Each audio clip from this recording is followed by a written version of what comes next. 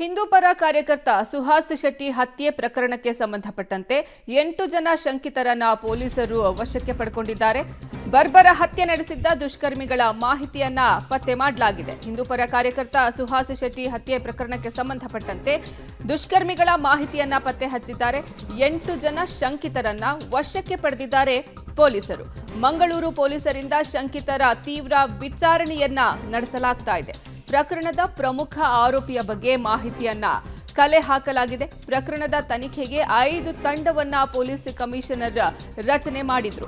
ಹಿಂದೂ ಪರ ಕಾರ್ಯಕರ್ತ ಸುಹಾಸ್ ಶೆಟ್ಟಿ ಹತ್ಯೆ ಪ್ರಕರಣಕ್ಕೆ ಸಂಬಂಧಪಟ್ಟಂತೆ ಸದ್ಯ ಈಗ ತನಿಖೆಯಲ್ಲಿ ಬೆಳವಣಿಗೆ ಆಗ್ತಾ ಇದೆ. 8 ಜನ ಶಂಕಿತರನ್ನ ಪೊಲೀಸರು ವಶಕ್ಕೆ ಪಡೆದುಕೊಂಡು ತೀವ್ರ ವಿಚಾರಣೆಗೆ ಒಳಪಡಿಸಿದ್ದಾರೆ. ಇನ್ನು ಪ್ರಕರಣದ ಪ್ರಮುಖ ಆರೋಪಿಯ ಬಗ್ಗೆ ಸಹ ಅವರು ಮಾಹಿತಿಯನ್ನ ಕಲೆ ಹಾಕಿದ್ದಾರೆ.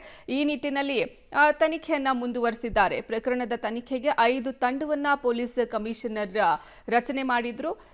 ಈ ಸಂಬಂಧ 5 ತಂಡಗಳು ಸಹ ವಿವಿಧ ಆಯಾಮಗಳಲ್ಲಿ ತನಿಖೆಯನ್ನ ನಡೆಸೋಕೆ ಮುಂದಾಗಿದ್ದಾರೆ. ಇನ್ನು 8 ಜನ ಶಂಕಿತರನ್ನ ಈಗಾಗಲೇ ವಶಕ್ಕೆ ಪಡ್ಕೊಂಡಿರುವಂತಹ ಪೊಲೀಸರು ಅವರ ಹತ್ರ ಮಾಹಿತಿಯನ್ನ ಕಲೆ ಹಾಕುವಂತಹ ಕೆಲಸಕ್ಕೂ ಸಹ ಮುಂದಾಗಿದ್ದಾರೆ. ಮಂಗಳೂರು ಪೊಲೀಸರಿಂದ ತೀವ್ರ ವಿಚಾರಣೆಯನ್ನ ನಡೆಸಲಾಗ್ತಿದೆ. ಈ ಶಂಕಿತರನ್ನ ಬರ್ಬರ ಹತ್ಯೆಯನ್ನ ನಡೆಸಿದಂತಹ ದುಷ್ಕರ್ಮಿಗಳ ಮಾಹಿತಿಯನ್ನು ಸಹ ಪತ್ತೆ ಹಚ್ಚಿದ್ದಾರೆ. ಪ್ರಕರಣದ ತನಿಖೆಗೆ 5 ತಂಡವನ್ನು ಸಹ ಪೊಲೀಸ್ ಕಮಿಷನರ್ ಮಾಡಿದ್ರು. ಈಗ ಆ ತಂಡದಿಂದ ತೀವ್ರ ತನಿಖೆಯನ್ನ ಕೈಗೊಳ್ಳಲಾಗ್ತಾ ಇದೆ. ಈ ಸಂಬಂಧ ಈಗಾಗಲೇ 8 ಜನ ಶಂಕಿತರನ್ನ ವಶಕ್ಕೆ ಪಡೆದುಕೊಂಡು ಅವರನ್ನ ತೀವ್ರ ವಿಚಾರಣೆಗೂ ಸಹ ಒಳಪಡಿಸಲಾಗಿದೆ.